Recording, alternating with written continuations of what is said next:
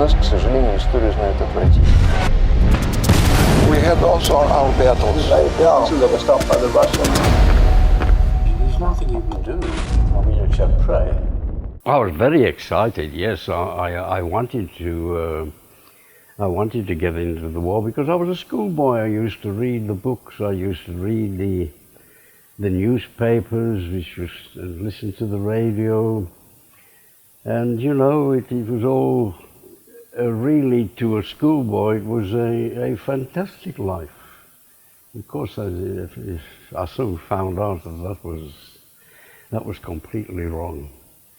So when I left school, they wouldn't take me until I was 18.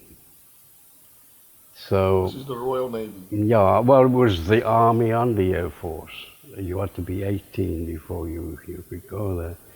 And I falsified my birth certificate, and I got in 6 months before I should have.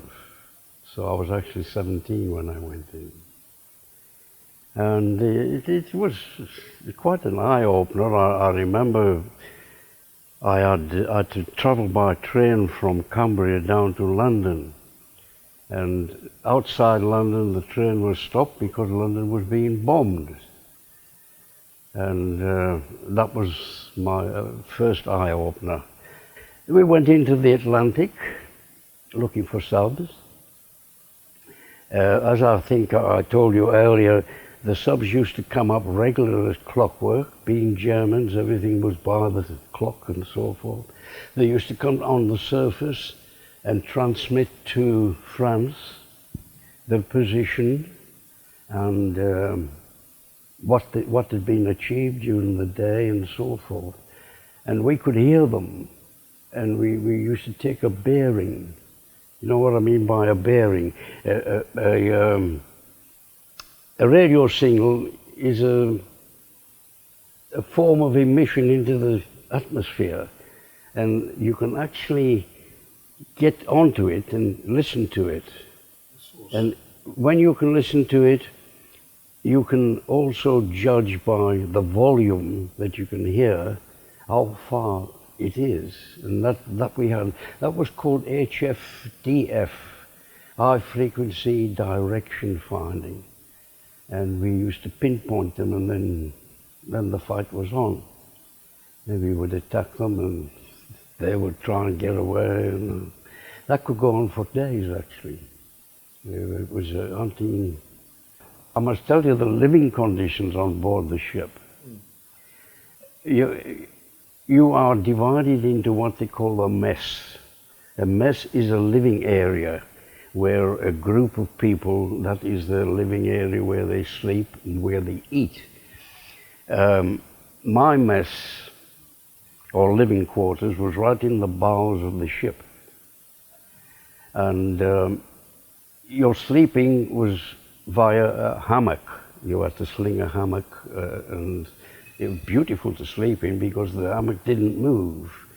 Because as the ship turned, it kept a level surface, so it was beautiful.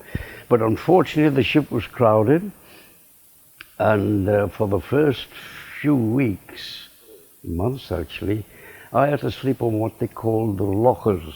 Running around the mess were lockers, which was really another name for a miniature wardrobe. You kept all of your clothes in there and your whatever valuables you had, you put in the lockers.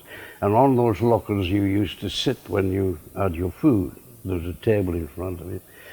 So I ended up, my sleeping place was on the lockers until somebody left the ship and I could get a hammock thing. And that was terrible, because in the Atlantic it's a terrible place, particularly in winter. The seas are terrible, and we were on a very small ship, and it used to do everything but fly.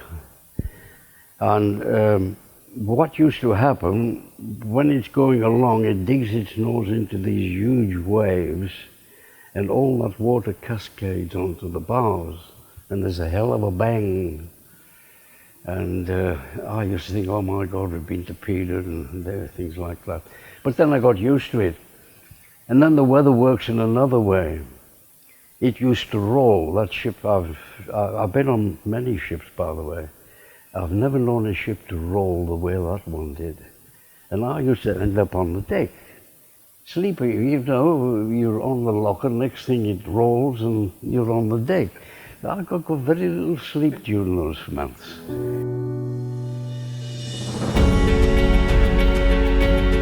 Particularly the Arctic convoys. That's the Atlantic Star.